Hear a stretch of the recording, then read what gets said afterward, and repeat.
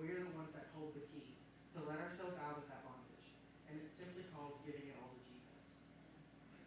James 1:21-22 in the Amplified Classic says, "Get rid of all uncleanness and the rampant outgrowth of wickedness, and in a humble, gentle, modest spirit, receive and welcome the word, which implemented and rooted in your hearts contains the power to save your souls. But be doers of the word, obey the message and not merely listeners to it, betraying yourselves into deception by reasoning contrary to the truth."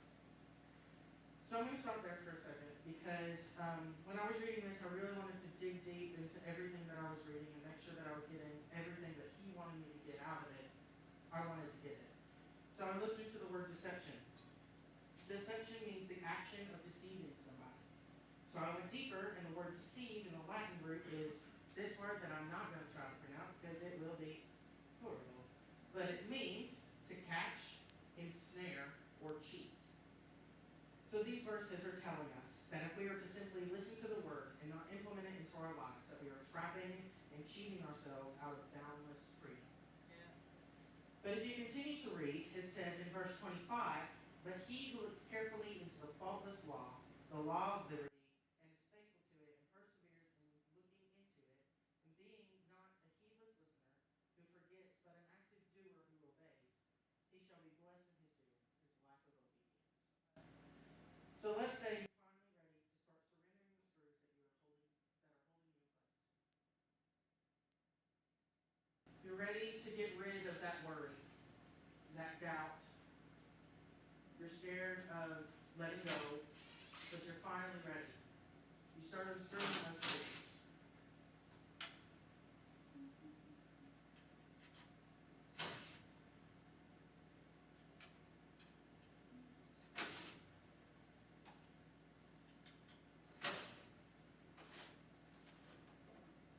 Oh, but wait.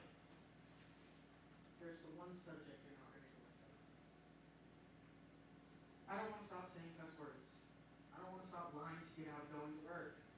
I don't want to stop getting with that one group of people and gossiping. I'm not ready to forgive that person yet. I'm not ready to open my heart again because look what happened last time. I'm not ready to stop talking to that group of people yet. I'm not ready to stop talking to that one person yet. Let me show you what that looks like. Imagine I'm the door. This door can move more freely. It's loose, but it's still on this foundation. So imagine Jesus is right here. It's like putting your foot back here and reaching for him, but you can't go anywhere because this foundation, you're still screwed to it. But then, but you think, oh, well, right there is okay because honestly, that's close enough. I can see you. I'm in your presence a little bit, but it's okay because people can still think I'm close to you. Even one screw can hold you to that foundation because I can guarantee if I was to drag that door, that foundation is coming with it. And that is a total surrender. That's right. James 1:6-8 says, "But when you ask him, be sure that your faith is in God alone. Do not waver. For a person with divided loyalty is as unsettled as a wave of the sea that is blown and tossed by the wind. Such people should not expect to receive anything from the Lord. Their loyalty is divided between God and the world. And they are unstable in everything they do." So finally, you say, I'm ready to let go. I'm ready to surrender everything. You let go of that last screw, but can anyone guess what's going to happen if that door doesn't have a foundation?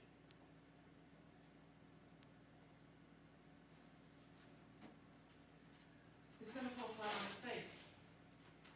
But for the sake of not wanting to break anything, it's just going to lay it down. But imagine a big fall with a big bang. Bang. That is until the carpenter who made the door comes to his creation and picks it up with loving arms.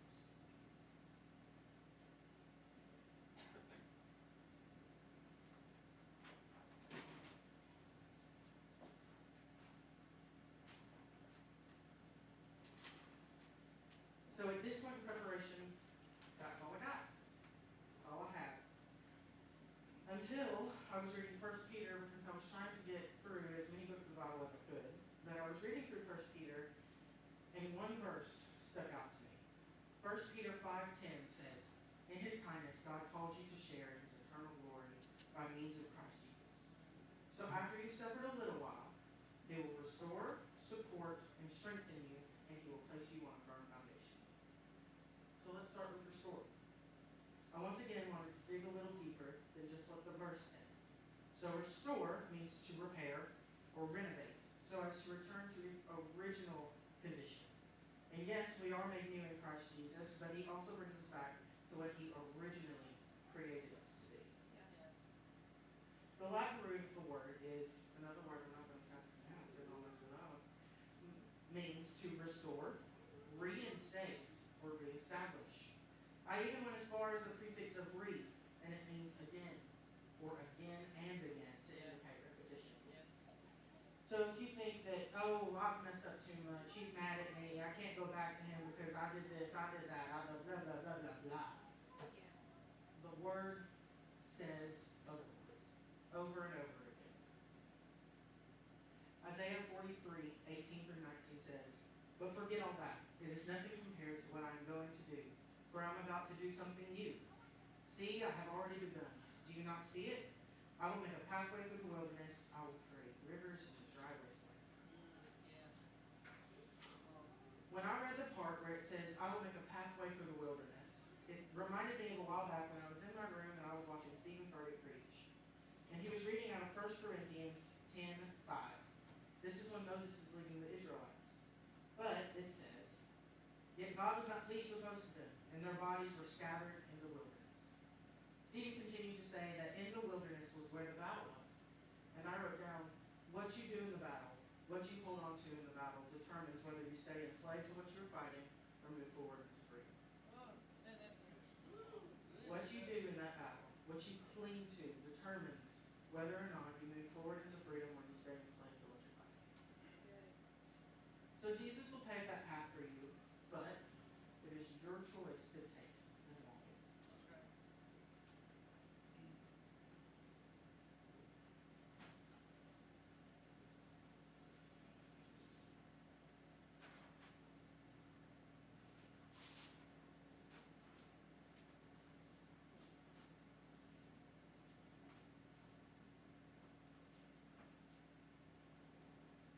John 15:18 through 19 says, if the world hates you, remember that it hated me first. The world would love you as one of its own, if you belong to it. But you are no longer part of the world. I chose you to come out of the world, so it hates you.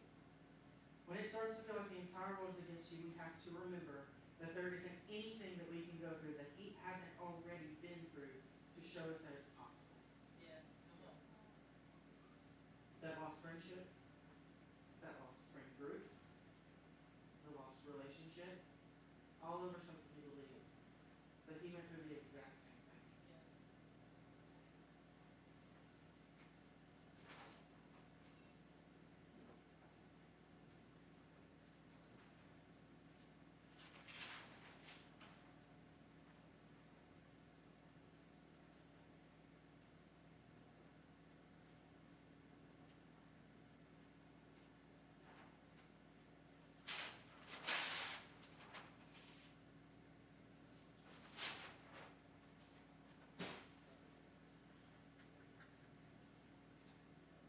Restoration. Back to what you truly were meant to be. An heir. Romans 8:17. Free. Galatians 5:1. Right. Chosen. Ephesians 1:4. Branch of the true vine. John 15:5. Sanctified. 1 Corinthians 1:2. A citizen of heaven. All of these things you already were, but the world labeled you as different, and you started to believe it.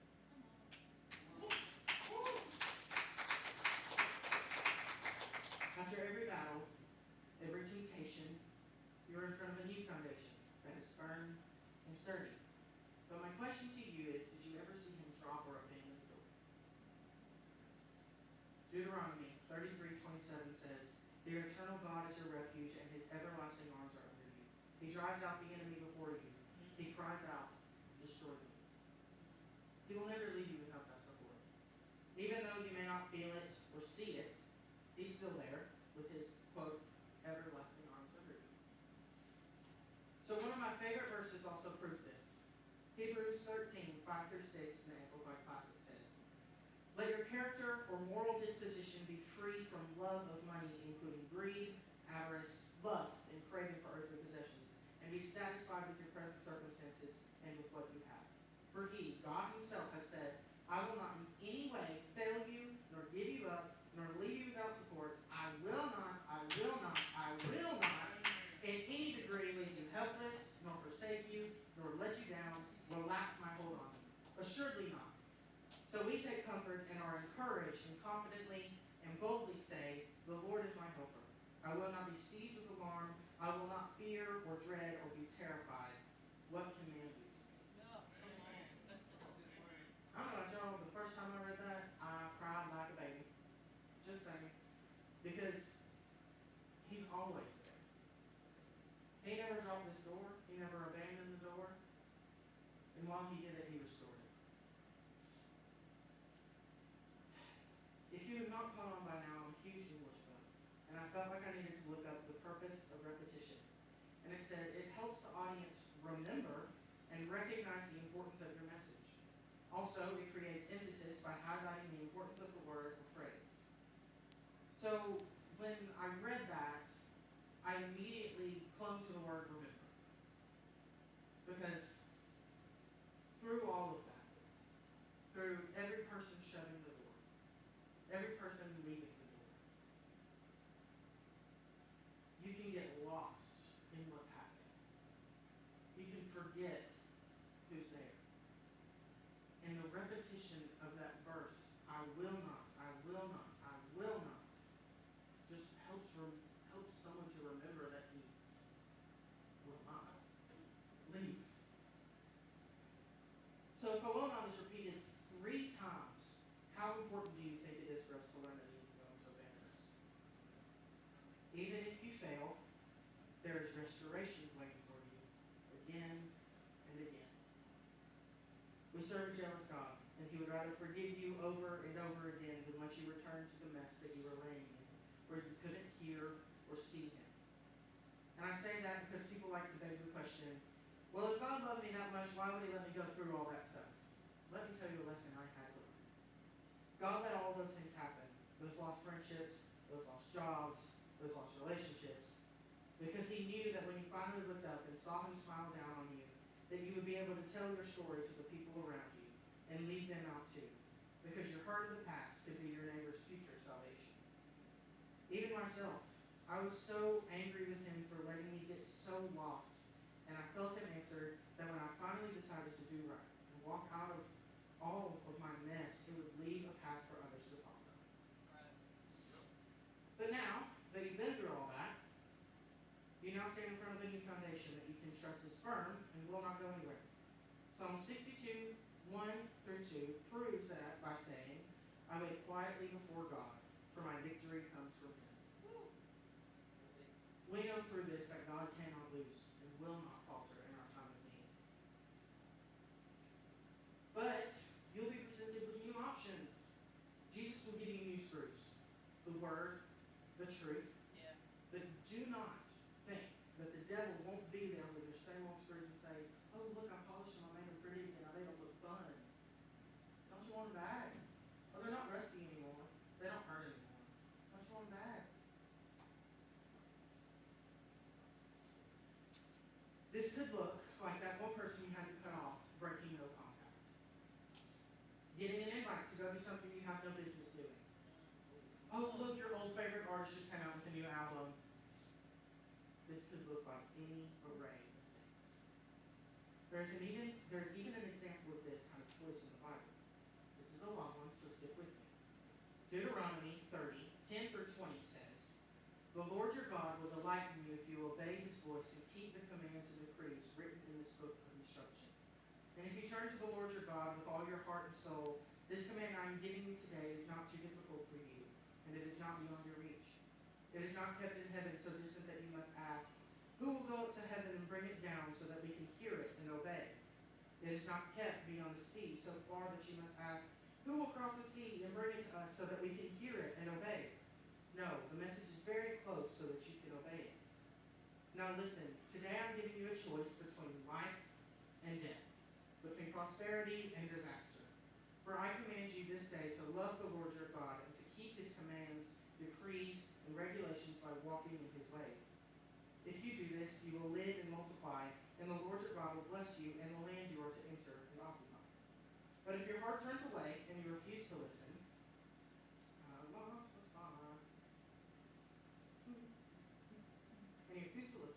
and if you are drawn away to serve and worship other gods, then I warn you now that you will certainly be destroyed. You will not live a long life in the land you are crossing the Jordan to occupy. Today I have given you the choice between life and death, between blessings and curses. Now I call on heaven and earth to witness the choice you make. Oh, that you would choose life, so that you and your descendants might live. You can make this choice by loving the Lord your God, obeying him, and committing yourself firmly to him. This is the key to your life. And if you love and obey the Lord, you will live long in the land the Lord swore to give your ancestors, Abraham, Isaac, and Jacob. This tells us that we will live a long, healthy, full life if we fully surrender and follow him. But if we don't, we won't live a long, good life. But when I read it, I wondered, what would that life look like if we didn't follow him? So say you take your old screws back. It says in Galatians 5:19 through 22, when you follow the desires of your sinful nature, the results are very clear. Sexual immorality, impurity, lustful pleasures, idolatry, sorcery, hostility, quarreling, jealousy, outbursts of anger, selfish ambition, dissension, division, envy, drunkenness, wild parties, and other sins like these. Let me tell you again, as I have before, that anyone living that sort of life will not inherit the kingdom of God. But the Holy Spirit produces this kind of fruit in our lives: love, joy, peace, patience, kindness, goodness, faithfulness, gentleness, and self-control. There is no law against these things. There it is. Plain and simple. So the obvious choice is the screws that Jesus is offering. So when you have the screws he places in your hand, you have to put them in. I know, fun, right? Woo! He will give you the strength to do it, but you have to put forth that effort. For the sake of time, we're going to have Cody drill these in, because if I were to do it, it would take all day. So, but imagine with me that we are doing this with a screwdriver. You yourself would grow stronger, and so would your spirit man. Jesus will give you the strength to do it, and it's proven in the Bible by Philippians 4:13, which says, I have strength for all things in Christ who empowers me. I am ready for anything and equal to anything through him who infuses inner strength into me. I am self-sufficient in Christ's sufficiency. And again, in Isaiah 40:29, he gives power to the weak and strength to the powerless.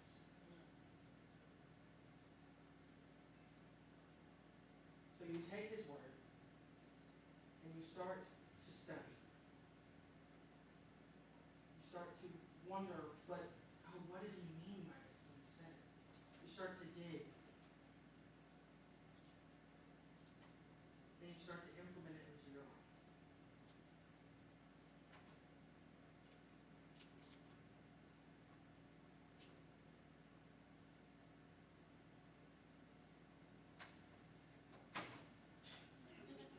Might be better off doing it yourself.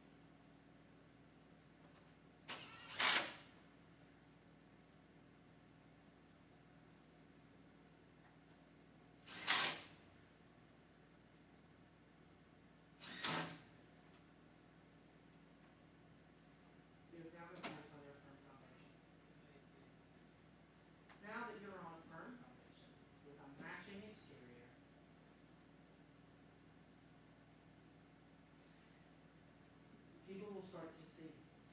People will start to wonder, what's so different? What is in him that makes him so joyful? What makes him so happy? And you'll start to realize that you now have the ability to open your door for others who are looking for that same firm foundation. Yes. That's good. That's good.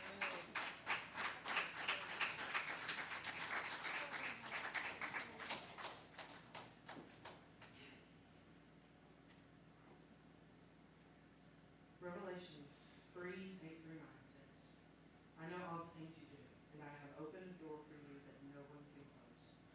You have little strength, yet you obeyed my word and did not deny me. Look, I will force those who belong to Satan's synagogue, those liars who say that they are Jews but are not, to come and bow down at your feet. They will acknowledge that you're the ones I love. So if we will surrender fully to God and lean into him for his support and use his strength to speak and implement his word into our lives, we can open so many other doors for other people. As I'm closing, we're about to open this altar. And if you feel like you're at any point of this process, whether it's all the way at the beginning, where you are riddled with doubt and worry, or if you're dealing with the hatred of the world and you want to ask Jesus to carry you through it, or if you're having to choose from old screws to new screws, and even if you need a little extra strength to tighten the word into your foundation, I encourage you to lay it all at the altar. It is the most freeing thing you will ever do.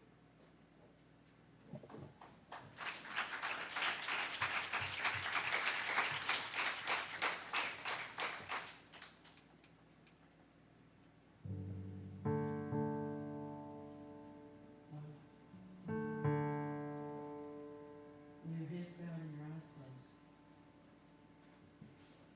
I'll give you just a moment. Is there something the Lord's laid on your heart? Or are you the one with the door over here that's just hanging on by one little screw that's still holding you to an old life, old patterns, old thoughts? Are you ready to be free from that? Be placed on a firm foundation. To surrender everything to him. I think most of us in here know and love Jesus, but we struggle. There's things in us that we know we still need to lay down and let go of. So this morning, as I yield, say, you know what? I just need to lay some things down at the altar this morning. This altar's open. I'm not going to get all fanfare because you know if you need to be up here, but right now is the perfect time. Jesus is going to meet you here this morning. Father, we love you. And we're so thankful that you won't give up on us. And we're so thankful that you will not. You will not. Abandon us. You won't even loosen your grip on us. You hold on to us. Through our struggles, through our mess, through our habits, through our mindsets, you hold on to us. And Father, as we open this altar this morning, God, I pray that you move on hearts and minds. Whatever may be standing between us and you, God, this is the moment, God, I thank you that we have to lay down our altars once again be still, into your sweet presence. With brokenness that says it's not my will, but your will. I won't look